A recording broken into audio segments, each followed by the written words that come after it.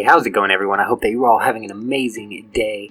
Do me a favor, and if that 1,000 subscriber special intro made you laugh at all, hit like on this video. Every like goes such a long way, and I appreciate you all so much. Now, for this video, I'm going to quickly go over 3 different amazing money-making methods in old school RuneScape.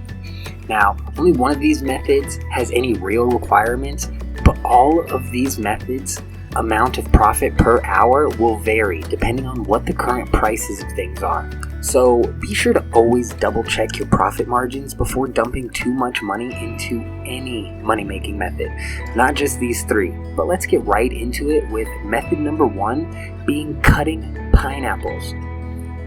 That is right, you heard me correctly. The simple act of cutting a whole pineapple into pineapple rings can actually make a reasonable amount of GP per hour. Just a minimal investment into whole pineapples and some time spent cutting them can sometimes double your investment depending on the margins. In 1 hour, I managed to cut 1,400 pineapples, creating 5,600 pineapple rings. Now these sold for around 100 GP each, and I bought the pineapples for around 284 GP each. That's like 120 GP per cut, which is 168,000 GP per hour on the high side of things, and even on the low side of things, you're probably averaging around 140,000 GP per hour, which for a method that doesn't require anything is actually really good.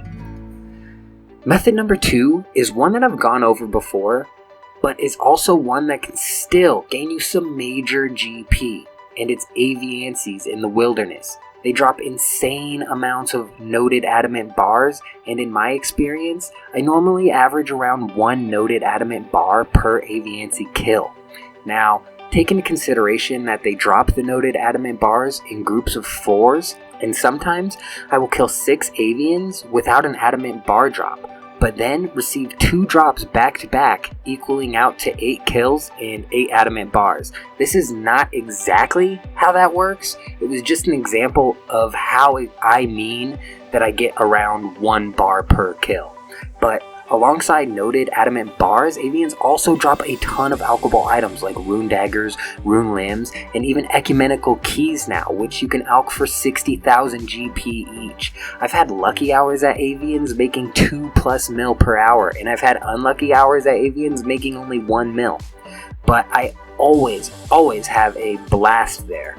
Just be sure to keep an eye out for PKers though. Method number 3 is one that can be used to its fullest potential in pay-to-play worlds, and it's selling gold bars. You can sell up to 20 gold bars at Drogo's mining emporium per world and make an actual insane amount of easy GP fast.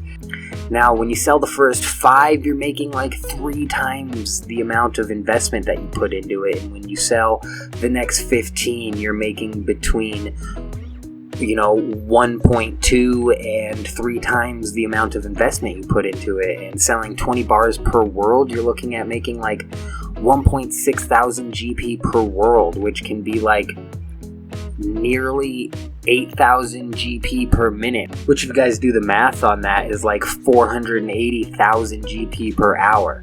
Now, I imagine to hit that number, you'd have to be 100% on your game and not missing a single tick. But with the new method that old school RuneScape implemented that allows you to hop an infinite amount of worlds, this is an insane method that can definitely make you some easy money, just as long as it's not being overbotted, of course. So those are just my top 3 money-making methods that I've liked to use inside of this game recently. Aviansies, of course, always being my favorite because I just absolutely love doing stuff in the wilderness. But be sure to like this video and subscribe to my channel. I love every single one of you guys. I'm out. Are you listening? Damn.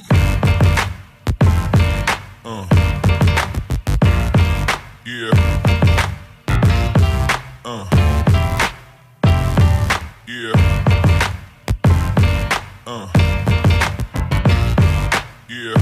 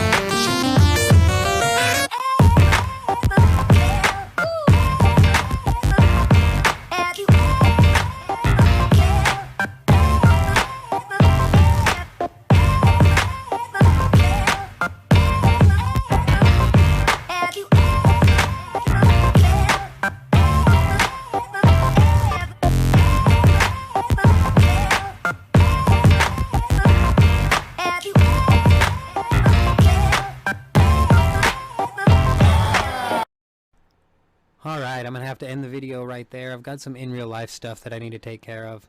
But in just over an hour, we managed to get ourselves up to a tier 7, and we didn't die once. So overall, it was a pretty good PK trip.